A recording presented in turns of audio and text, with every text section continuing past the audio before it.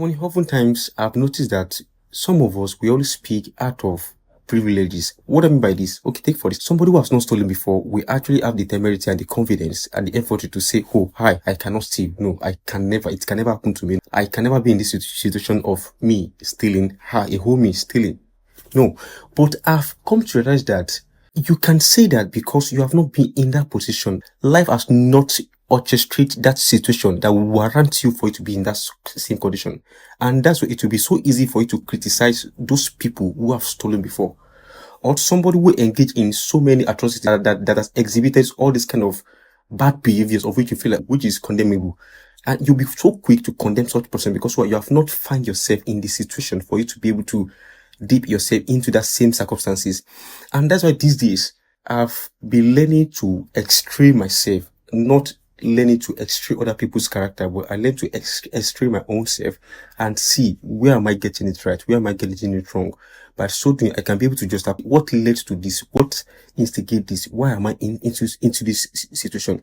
Nowadays, I'm not quick to judge anybody, but one thing I do is, God, please help me.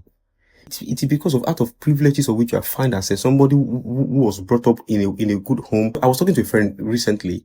I was talking about okay, why you're not in school, blah blah blah blah. Why don't you further more in school? Why don't you take a step, learn this and that. When he begins to tell me a story, and I begin to realize that God, I was talking because I have parents who actually sponsor me throughout my schooling career. I've never really had a thought of that. But somebody who has all those privileges, okay, another instant, somebody, you wake up, there is food, there is money in your bank account, you have a good client who pays your bills, there is money to do whatever you want to do. Somebody who is poor, you will feel like they are lazy or they don't know what to do, they don't know what it takes for them to be able to do what they're going to get done. But mind you, that's why I say we always speak from privileges rather than criticizing or trying to underrate or downplay other people's experience, other people's hard work, or other people's commitment towards things they do, or other people's attitude towards things. Why don't you thank God for what you have, for where you are, for where God is taking you to? And we Christians, we are so quick to judge, to criticize. Oh, this an unbeliever, he lives a wretched life, he lives a reckless life, he doesn't take life seriously. Mind you, it's because you have seen the light. That's why you are able to follow God. The fact that other people have not seen the light shouldn't mean they should be castigated, but rather you can draw them with your love, with your attitude, not being judgy, but being loving. That's why I just want to put this video out. Because why? If you are opportune not to see the light of the world of which you have seen, definitely you will act accordant to the way the people of the world also do. So let's stop all this judging. Let's draw people with love.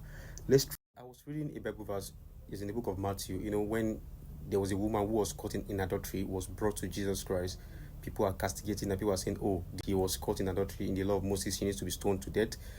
And what surprised me was the fact that the man who was also in the act of committing that sexual immorality was not even castigated. Why? So which means people always talk out of privileges, out of what it benefit them. And I love what Jesus Christ did. The Bible said Jesus Christ kept on writing on the floor.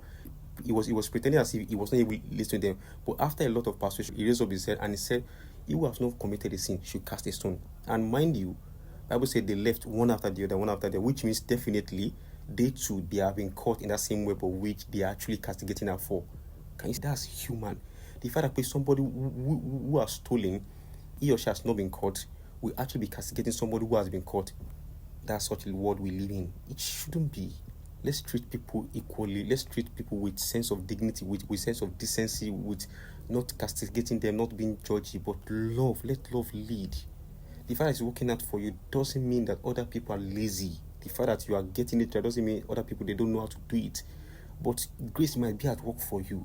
But in no distant time, God might also ask, and I've come to realize that human being are mobile. Somebody who you see today, who has nothing, you can wake up tomorrow and the story change and the tide turns around for him. Love everyone, treat everybody right. Don't say because things is working out for you, downplay other people's fault. My sense.